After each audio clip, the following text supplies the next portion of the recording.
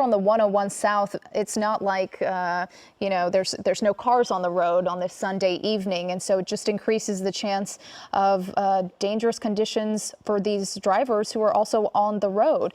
Let's take a look back at our first and only pit maneuver of this pursuit. This was actually on a surface street. And that CHP driver executes a beautiful pit maneuver there, but the driver is completely unaffected. And as Chris Christie, you were saying, there was not a second CHP officer to kind of stop him once that pit maneuver was made possible. Yeah, if you've been watching on the left, there was a pedestrian about to cross the street, and he stopped in his tracks as this pursuit came through, then blew through another red light. Traveling now on 4th Street, hitting 4th and Santa Ana. He's already been on this road before, circled back around about a half an hour ago. And now once again on side streets with pursuit in tow, which has been bad news for the safety of those around. Yeah, because as these cars have come through, you see a pursuing officer now driving on the wrong side of the street. They're taking this very seriously and looking to bring this to an end now. Yeah. If you see these officers again, they're driving on the wrong side of the street as this driver continues to drive with reckless abandon without concern for the safety of those around him. And that's also what makes it dangerous, is when these officers potentially get in a car crash with another car, other pedestrians, because they're trying to get this driver to slow down. So this has spanned for the better at least an hour here. Started in Alhambra and has weaved its way in and out of the highways. We're back on surface streets, but it is very clear that this driver does not want to get caught tonight. Yeah, driving now on Soto Street, which again is another road we've talked about this driver being on some time ago. And just look at the speed that we're going here. This is a side street we're talking about, and this is probably, it looks like 50, 60 miles an hour. And just again, one person crossing the road as you cross here, crossing beneath the 5 freeway, and the 10 freeway should be right there as well. This is the interchange of the 10, 60, and the 5. It's just so dangerous. Just one little thing goes wrong and you're talking about someone being sent to the hospital, or worse, not even making it to the hospital. Yeah, we want to show you video again of how dangerous this pursuit has been, and also at times when the suspects, at least 3 of the suspects or 3 people and passengers in this car have jumped out. This guy, as you're watching here, he's just going to start running, boom, as the car is even still going, and takes off. At this point, I don't believe that CHP was behind, so it's possible that that guy got away at this point. And then the next time that other people got out of the car, this is going to be 2 passengers, one from the driver's side and one from the back there. They get out and they kind of stroll onto Greenwood Avenue. We have Chris Christie on the line still. Chris, let's talk about when they're driving through a neighborhood like this, the pursuing officers, lights, I'm guessing, and sirens just to let everyone know they're coming. You don't want someone not paying attention, not hearing you coming and crossing the street. That's right. Everybody could hear these guys coming now. It was a little bit of a sigh of relief a little while ago when he was on the 101, and it just hurts to see him get off the freeway again, back onto surface streets. But as you mentioned, fortunately, we have several units involved now. They have their lights and sirens on, and sure, people can hear it coming in their direction. But as the sun goes down and night starts to fall, that increases the chances that the driver himself may not see somebody crossing the street. So what I'm looking for here is he continues through these smaller surface streets. He's going to be forced to slow down like he is right here, and they will likely, if there's nobody else around, if he gets on a stretch of the road where there's not too much traffic, they may give the go-ahead for another pit maneuver. And if they do that this time, they've got other units in place to try and block him in. That's a luxury that they did not have for that first pit maneuver, which did a little bit of damage but was not enough to stop the vehicle. Now he's slowing down. You see there's some room to work with. He's still going through those red lights, but as he slows down for some of those turns, they may go ahead with that next pit maneuver. Yeah, this is 8th Street, just crossed over Soto, now making a right, I believe, onto Boyle Avenue. This is, again, right around the interchange of the 5 and the 10, the 101. Heading north on Boyle Avenue, you're going to see more freeways, I think, come into your shot here. Yep, there is the 5 once again. This is the north side of that 3-way interchange of the 101, the 5, and the 10.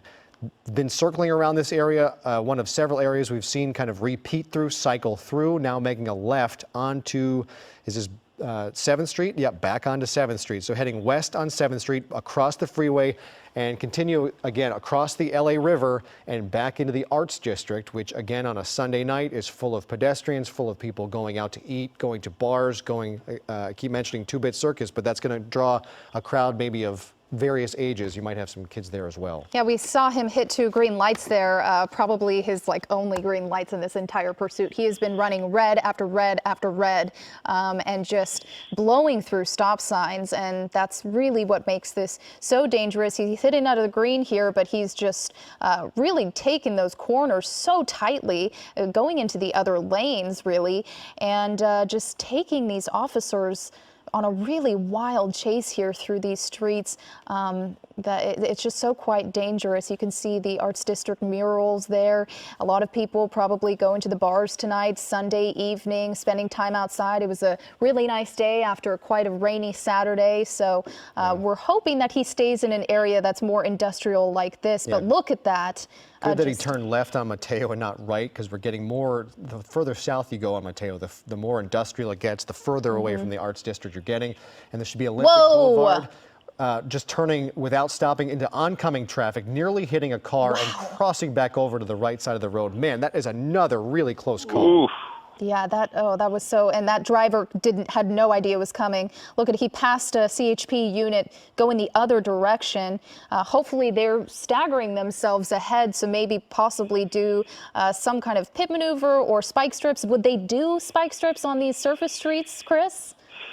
Yeah, this is an ideal conditions for a spike strip. The problem is you have to have a little bit of a beat. You have to establish some kind of a pattern so you can get units in place. What we're looking for here, I think, is actually going to be the pit maneuver, especially as we get into a more commercialized area where there's a little bit less pedestrian traffic and fewer cars in general. Yeah.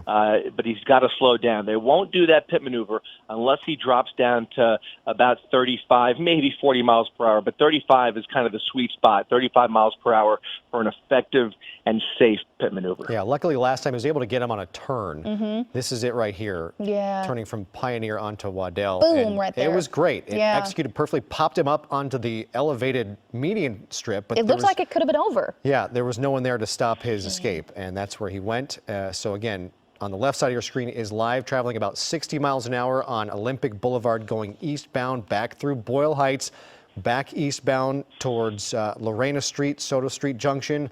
On the wrong side of the road, blowing through another red light. So lucky that these intersections are abandoned and there aren't cars coming through.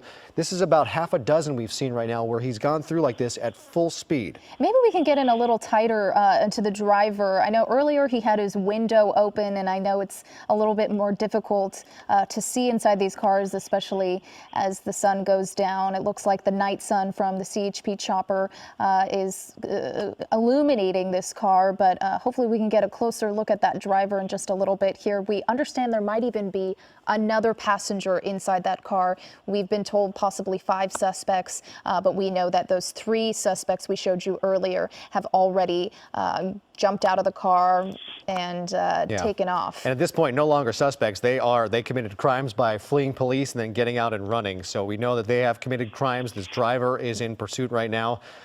We don't know for sure. We talked about possible stabbing in a cemetery that Chris Christie brought up, but whoa! Look at that passenger or that pedestrian right there. Jeez, that person was obviously just trying to get across there, and that car almost hit them. Yeah, not expecting a car to be speeding on the wrong side of the road as you just want to cross the street. It's so dangerous. The longer this goes, the more desperate this driver gets.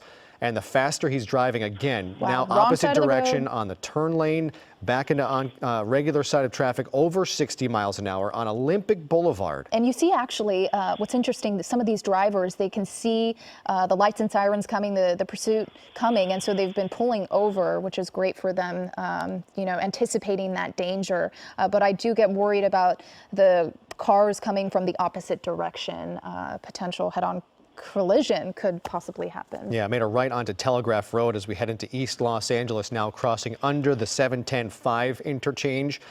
This continues to go further away from downtown Los Angeles, but still through very heavily populated areas. Telegraph parallels the 5 as it heads towards the Citadel outlets.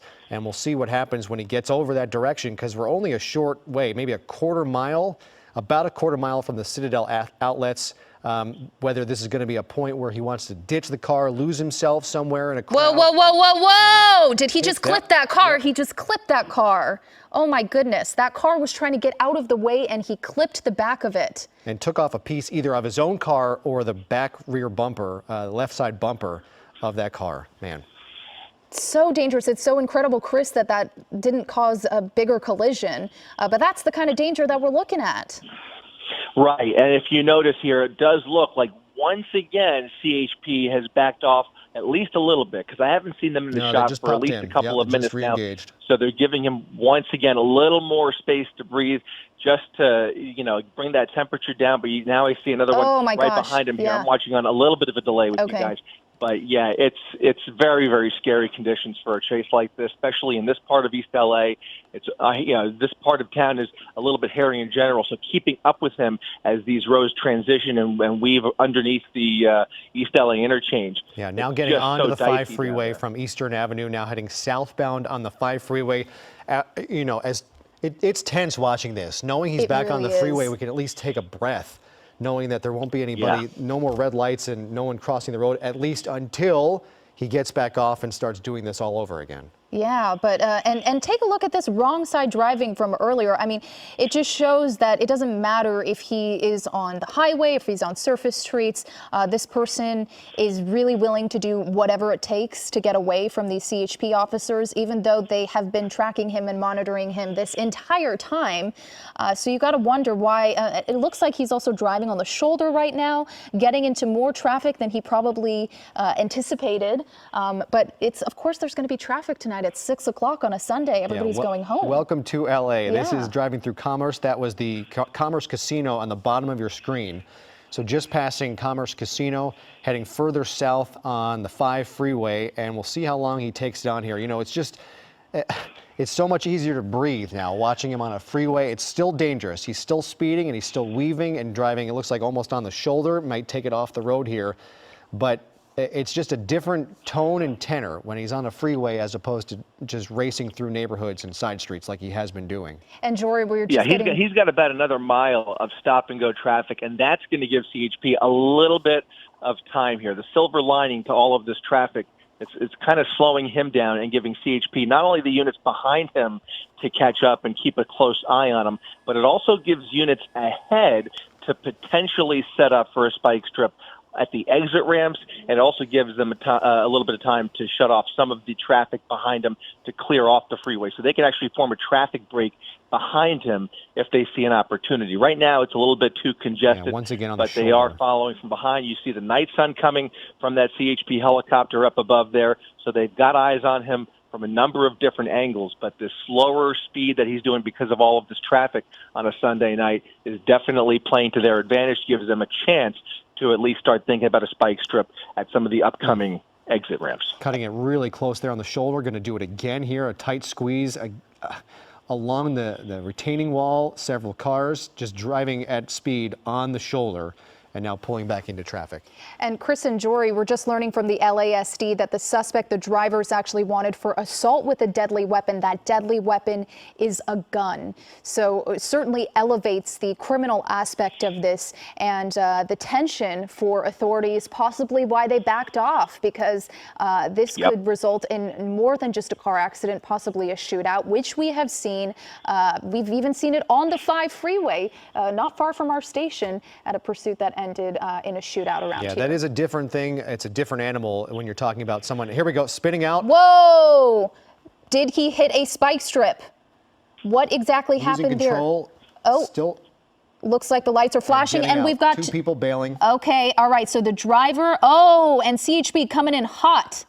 Oh, they're not going to be able to. Is that a fence there? They're not going to be able to. This is the wrong place to get out. Driving across lanes of traffic, now crossing the street to a gas station. There was an Arco One suspect dressed in all black, one with a white t-shirt and black shorts. Oh gosh, tripping over that. Yeah, the Not window moving too washer. quickly, considering the circumstances here. But they're cutting across that gas station parking lot. This is at Slauson and Santa Ana. There's one another man CHP stopping, unit. the other one pulling up, and let's follow the one. Okay. Oh, all right. It looks like the guy in the white, I believe, was the driver. So this is the main person that they potentially could be looking for.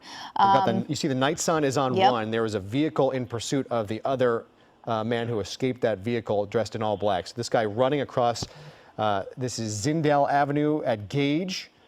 There's train tracks. We'll see if he runs down the tracks where maybe cars aren't able to pursue. But that night sun is lighting up his escape, and he is dressed in a bright white t-shirt. So we'll see if we see any, maybe a canine officer or pursuing officers on foot. But he's not moving very well at all. He is not. You got to wonder if he's possibly under, some controlled substances. Was he drinking? And here We really comes an don't know. But yeah, there's an officer kind of in the distance there, but they do have that night sun on him, Chris. And so, but it's going in the wrong direction. Let's keep it on him. Yeah, those in the sky are alerting the officers on the ground where to pursue, and here we go. So we have a patrol unit driving along the railroad tracks, and he's giving up. Is he giving up? He did put his hands up. Nope. No, he's not. He's going on that fence. Maybe a sign of exasperation that the pursuit continues, now hopping over a fence. Oh, yikes. Okay, falls a onto the yard. ground. Falls onto the ground. Looks like an officer is out. The guy falls. Yeah, you can see that pursuing he's- sheriff's deputy signaling, radioing in where he Yep. is going, hopping over another fence And into that a second CHP yard. officer, look at him. He's trying to get over that fence too. He's scaled another fence there. That suspect, he's really not slowing down. But if he there's a dog on the other side, a German Shepherd. Not going to want to jump into that yard. He's going behind. He's clearly running out of steam here, and as Yeah. he kind of corners himself into this backyard, Oof. they are immediately going to start flooding the zone here, Taking and they off will his get white ready to form a shirt. perimeter. Yep, he just took off his white shirt now. This looks Hands like he's falling got down as he moves rather slowly on, this is Todd Avenue. So walking down the sidewalk, still being lit up by the night sun. Of course, officers, deputies on the ground are being told by the airship that this person is no longer dressed in white, rather wearing a black tank top. And again, still fleeing on the sidewalk. Well, he's walking now. Looks like he's really running out of steam here. It's Yeah. just a matter of time before the CHP officers come and get him. It just gotta wonder where they are. You know, So that there's. keep in mind, this is all happening while there is a second man Right. on the run. We assume Oh, he look was there's that CHP officer. apprehended pretty quick. CHP officer running in from behind. He's got kind of a light jog, this suspect, done. but he is done for. Hands on his hips, either winded or to keep his there pants we up, go. and now it is over. It is over. And get on the ground. There you go. All right. He's following orders. He's not being confrontational, which is good. This might just be a matter of being out of energy to fight back or Right. flee any longer, realizing he is out of gas and he's done. So he's on the ground. The pursuing sheriff's deputy now placing handcuffs on him. So that's one person in custody. At some point, we'll check back and see if we can see if there was a second person Right. in I custody. mean, we have 4 people who got out of that car at one point or another during this chase. Yeah, we'll have to check with CHP. We'll have to check with LASD and LAPD to see whether they were able to pick up any of those 3 previous men who exited this SUV. But one person is now in custody. Can we zoom in on this suspect here? Can we get a closer look here at the final end of this pursuit that started in Alhambra, has worked its way all the way through East LA? We went into the Arts District. A car was hit. There were some really close calls with passengers driving erratically all over the place. This is just the end of a very violent and dangerous pursuit, but that could have certainly been a lot worse. Yeah, this is the Pico Rivera area. Todd Avenue is where this capture has happened. I imagine they're not going to go back the way they came, since they ran through several yards, dirt area, and the railroad tracks. But remember, this deputy's vehicle is parked somewhere back over on the railroad tracks. I'm not sure. Can we see from Air 7 if the other man was captured by the sheriff's department?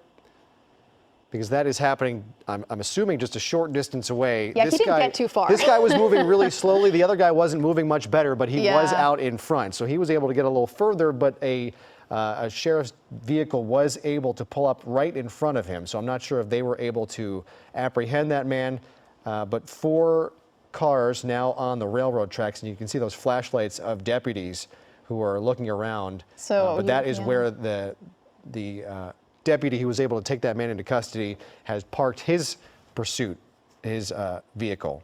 Well, at least we know the driver who was committing the most dangerous crimes on television here by, breaking all of the laws that you saw. We know that person is now in custody with CHP. Right. I think if we go back to the left, is by that Arco gas station, there might have been that second man on the run. So these are the officers who were pulled up on the railroad tracks. I'm not sure if our eye in the sky and in Air 7 HD can hear us, but if we can head back over towards that Arco station where this bailout commenced.